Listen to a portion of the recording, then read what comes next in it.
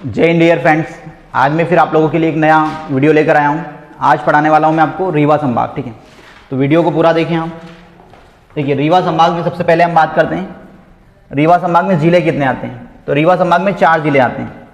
रीवा ज़िला पहला ज़िला है आपका, फिर सीधी ज़िला, सिंगरौली ज़िला और सतना ज़िला। तो ये 4 ज़िले आते हैं रीवा संभाग में। अब पहला ज़िला पढ़ेंगे हम रीवा ज़िला। अब देखिए, रीवा में क्या स्पेशल है। तो रीवा का प्राचीन नाम है अथा। ये प्रश्न कई बार पूछा गया है कि रीवा का प्राचीन नाम क्या है। तो रीवा का प्राचीन नाम है अथा। ठीक है, और रीवा किस नदी के तट पर बसा हुआ है। तो ये बिछिया नदी के तट पर बसा हुआ है रीवा। रीवा किस नदी के तट पर बसा है। तो बिछिया नदी के तट पर बसा हुआ है। इसके बाद देखिए, गोविंदगढ़ रीवा में आम अनुसंधान केंद्र है। कौन सा अनुसंधान केंद्र है। गोविंदगढ़ रीवा में आम अनुसंधान केंद्र है। इसके बाद गोविंदगढ़ का किला प्रसिद्ध है। गोविंदगढ़ में क्या है, और तो किला है। आम अनुसंधान केंद्र है गोविंदगढ़ रीवा में, और गोविंदगढ़ का किला प्रसिद्ध है। इसके बाद देखिए आगे, चचाई जलप्रपात है जो कितने मीटर ऊंचा है। तो 130 मीटर ऊंचा चचाई जलप्रपात है। ठीक है, जो बिहड़ नदी पर बनता है। बिहड़ नदी पर केवटी जलप्रपात भी है। बिहड़ नदी पर और कौन सा जलप्रपात है, केवटी। ये 2 महत्वपूर्ण जलप्रपात हैं। और मध्य प्रदेश का सबसे ऊंचा जलप्रपात वर्तमान में बिहुटी है। कौन सा जलप्रपात है, बिहुटी। 198 मीटर, 198 मीटर ऊंचा है, जो सेलर नदी पर है। कौन सी नदी पर है, सेलर। बिहुटी जलप्रपात सबसे ऊंचा जलप्रपात है, जो कौन सी नदी पर है, सेलर नदी पर। और सेलर नदी किसकी सहायक नदी है, तो बिहड़ नदी की। ठीक है, कई बुकों में आपको सेलर ना मिलकर बिहड़ नदी भी मिलेगा, तो दोनों सही है। ठीक है, जो ऑप्शन रहे वो लगा देना आप। इसके बाद देखिए, जो रीवा है प्राचीन विंध्य प्रदेश की राजधानी था। पहले विंध्य प्रदेश था 1956 के पहले। मैंने पढ़ाया है आपको भौगोलिक स्वरूप में मध्य प्रदेश के गठन में। तो विंध्य प्रदेश था और उसकी राजधानी क्या थी, विंध्य प्रदेश की राजधानी रीवा थी। ठीक है, और यहाँ के मुख्यमंत्री थे शंभुनाथ जोशी। इसके बाद देखिए, अगला है अब हमारा विंध्य विकास प्राधिकरण का मुख्यालय कहाँ पर स्थित है, तो रीवा में। विंध्य विकास प्राधिकरण का हेड ऑफिस कहाँ मिलेगा आपको, रीवा में। रीवा में आर्मी स्कूल है। रीवा में क्या है, आर्मी स्कूल है। इसके बाद देखिए, पुलिस मोटर वाहन प्रशिक्षण और रिपेयरिंग सेंटर रीवा में स्थित है। पुलिस के जो वाहन होते हैं उनको रिपेयरिंग किया जाता है और वाहन चलाने की ट्रेनिंग मिलती है रीवा में। इसके बाद देखिए, रीवा को सफेद शेरों की जन्मभूमि कहा जाता है। ये प्रश्न कई बार पूछा गया है, सफेद शेरों की जन्मभूमि किसे कहा जाता है। तो सफेद शेरों की जन्मभूमि रीवा को कहा जाता है। मध्य प्रदेश विधानसभा के पूर्व अध्यक्ष श्रीनिवास तिवारी का संबंध रीवा से है, और इन्हें सफेद टाइगर कहते थे, व्हाइट टाइगर कहते हैं। कई बार प्रश्न आया है कि व्हाइट टाइगर किसे कहा गया है। ठीक है, तो व्हाइट टाइगर श्रीनिवास तिवारी को कहा जाता है, और ये कहाँ से हैं, तो ये रीवा से हैं। ठीक है, इसके बाद देखिए, महामृत्युंजय का मेला लगता है रीवा में। ये मेला मोस्ट इंपॉर्टेंट है, पीएससी में भी आया हुआ था और अन्य एग्जाम में भी पूछा गया है। महामृत्युंजय का मेला कहाँ लगता है, मध्य प्रदेश में। तो रीवा में लगता है महामृत्युंजय का मेला। इसके बाद देखिए, यहीं पर त्योंतर पुरातात्विक स्थल है। ये पुरातात्विक स्थल पूछा जाता है। त्योंतर पुरातात्विक स्थल कहाँ पर स्थित है, तो रीवा में। अवधेश प्रताप सिंह विश्वविद्यालय, यहाँ पर कौन सा विश्वविद्यालय है, अवधेश प्रताप सिंह विश्वविद्यालय। इसके बाद सुपारी के खिलौने बनाए जाते हैं रीवा में। सुपारी के खिलौने के लिए प्रसिद्ध है रीवा। इसके बाद सीमेंट उद्योग है यहाँ पर, और कत्था उद्योग है रीवा में। और देवकोठार से अशोक के अभिलेख मिले हैं और स्तूप है देवकोठार में। क्या है, अशोक के अभिलेख मिले हैं देवकोठार से, और स्तूप है यहाँ पर देवकोठार में। बाणसागर नियंत्रण बोर्ड का मुख्यालय यहाँ पर। ठीक है, कोरंडम खनिज पाया जाता है। कौन सा खनिज पाया जाता है, कोरंडम। और रीवा में एक नया एयरपोर्ट बन रहा है अभी, ये अभी उद्घाटन हुआ है इसका। ठीक है, रीवा में क्या बन रहा है, तो नया एयरपोर्ट बनाया जा रहा है। ये प्रस्तावित एयरपोर्ट है यहाँ पर। ठीक है, इसका काम चल रहा है अभी। इसके बाद अगला जिला आता है वो हमारा सीधी। सीधी बहुत सीधा जिला है, सीधी में ज़्यादा कुछ नहीं है। तो देखिए, सीधी जिले की बात करते हैं। सीधी में 3-4 पॉइंट ही देखने को मिलेंगे आपको। देखिए, सीधी जो है ना, सीधी में संजय गांधी राष्ट्रीय उद्यान है। कौन सा राष्ट्रीय उद्यान है यहाँ पर, ये कई बार पूछा जाता है कि संजय गांधी राष्ट्रीय उद्यान कहाँ पर है। तो संजय गांधी राष्ट्रीय उद्यान सीधी में आता है, सीधी शहडोल में, और कुछ भाग इसका छत्तीसगढ़ में आता है। तो छत्तीसगढ़ में इसको दूसरा नेशनल पार्क बना दिया गया है। ठीक है, तो संजय गांधी राष्ट्रीय उद्यान क्या है, टाइगर रिजर्व है। क्या है, टाइगर रिजर्व है। इसके बाद यहीं पर बगडरा और डुबरी अभ्यारण्य है। कौन सा अभ्यारण्य यहाँ पर, बगडरा और डुबरी अभ्यारण्य सीधी में। चांदी देवी का मेला लगता है सीधी में। कौन सी देवी का, चांदी देवी का मेला लगता है। ये सीधी जिला हो गया। इसके बाद अगला जिला आएगा हमारा सिंगरौली, सिंगरौली महत्वपूर्ण है, सिंगरौली से कई प्रश्न आते हैं। नेक्स्ट जिला कौन सा है हमारा? सिंगरौली। तो देखिए सिंगरौली 2003 में जिला बना, सॉरी 2008 में। सिंगरौली कब जिला बनता है? 2008 में। और किससे अलग होता है? तो सीधी से अलग होकर एक नया जिला बना, सिंगरौली, ठीक है।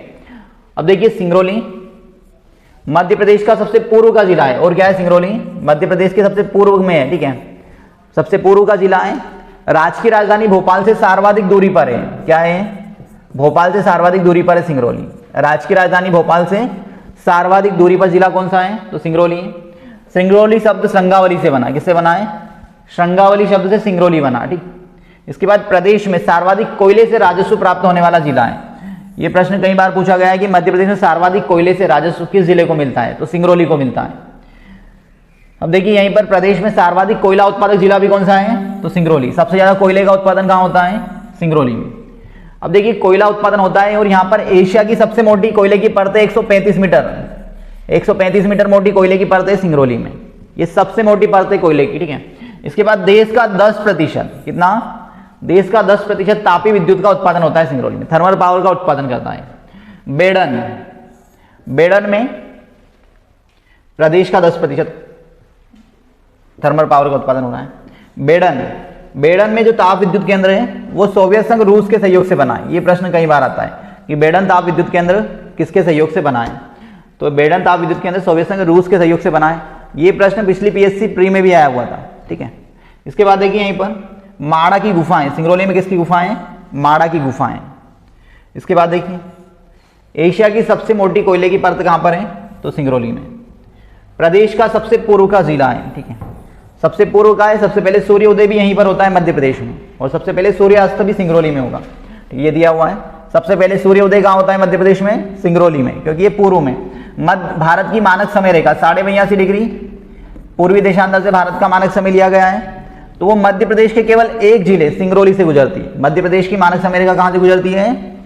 जो भारत की मानक समय रेखा है 82.5 डिग्री पूर्वी देशांतर, इलाहाबाद के मिर्जापुर और मिर्जापुर के नैनी गांव से गुजरती है। तो वो मानक समय रेखा मध्य प्रदेश के किस जिले से गुजरती है? तो वो आपकी गुजरती है सिंगरौली से, ठीक है। और जो मानक समय रेखा है वो 5 राज्यों से गुजरती है हमारे, Andhra Pradesh, AP, UP, CG, MP और ओडिशा। ये 5 राज्यों से गुजरती है और मध्य प्रदेश की एकमात्र जिले सिंगरौली से गुजरती है, ठीक है। इसके बाद देखिए ये सिंगरौली हो गया आपका। अब आगे बढ़ते हैं, अगला जिला आता है हमारा सतना। कौन सा जिला है अगला? हाँ, सतना जिला। उस्ताद अलाउद्दीन खां की कर्मभूमि है सतना। क्या है उस्ताद अलाउद्दीन खां की कर्मभूमि? महर सतना। ये मोस्ट इंपोर्टेंट प्रश्न है। उस्ताद अलाउद्दीन खां किससे संबंधित कई बार पूछा गया है। उस्ताद अलाउद्दीन खां के कारण ही महर को संगीत राजधानी कहते हैं। क्या कहते हैं? महर को संगीत राजधानी कहा जाता है उस्ताद अलाउद्दीन खां के कारण, ठीक है। महर जिले के लिए प्रस्तावित है। महर क्या बनेगा? जिला बनेगा, ठीक है। जिले के लिए प्रस्तावित है, आने वाले समय में जिला बन जाएगा। महर में शारदा माता मंदिर है। महर सतना में कौन सा मंदिर है? शारदा माता मंदिर है। ये कई बार पूछा गया है, शारदा माता मंदिर कहाँ पर है? मध्य प्रदेश में। तो महर सतना में। महर में शारदा माता मंदिर में मेला लगता है, ठीक है, शारदा माता का मेला लगता है यहाँ पर नवरात्रि में। चित्रकूट में भगवान राम, चित्रकूट में भगवान राम ने वनवास का समय बिताया था, ठीक है। वनवास के समय कहाँ बिताया था? चित्रकूट में। और चित्रकूट में स्फटिक शिला पर, कौन सी शिला पर? स्फटिक शिला पर राम के चरण बने हुए, ठीक है। स्फटिक शिला पर किसके चरण के निशान बने हुए हैं? राम के चरण के निशान बने हुए।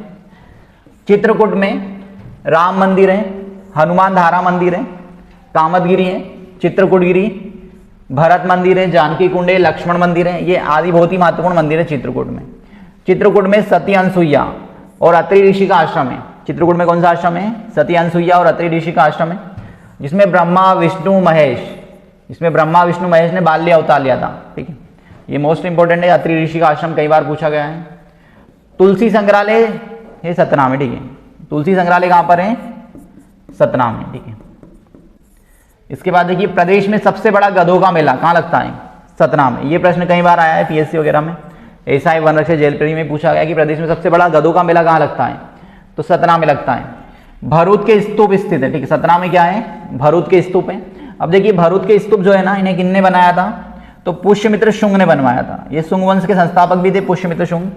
पुष्यमित्र शुंग ने भरूच के स्तूप बनाए थे सतना में, ठीक है। इसके बाद देखिए इन्हें कनिंघम ने खोजा है। किसने खोजा है? तो कनिंघम ने खोजा है। जो भरूच के स्तूप सतनाम में किसने खोजा, तो कनिंघम ने। और भूमरा, भूमरा में गुप्तकालीन मंदिर है, भूमरा नागोदा में क्या है, गुप्तकालीन मंदिर है। इसके बाद सतनाम में सीमेंट उद्योग और बीड़ी उद्योग है। सतनाम में कौन सा उद्योग मिलेगा आपको, सीमेंट और बीड़ी उद्योग मिलेगा, ठीक है। इसके बाद देखिए चूना और गेरू, गेरू उत्पादक जिला है, क्या है, चूना और गेरू। गेरू जो मिट्टी होती है घर पुताई में काम में लाई जाती है, तो गेरू उत्पादन होता है यहाँ पर। बॉक्साइट खनिज पाया गया है यहाँ पर, ठीक है। उस्ताद अलाउद्दीन खान समारोह होता है सतनाम, कौन सा समारोह होता है, उस्ताद अलाउद्दीन खान समारोह होता है सतनाम। अब देखिए इसके बाद महूगंज एक रीवा से नया जिला बना है मध्य प्रदेश में, 53वां रीवा जिले में, कौन सा, महूगंज।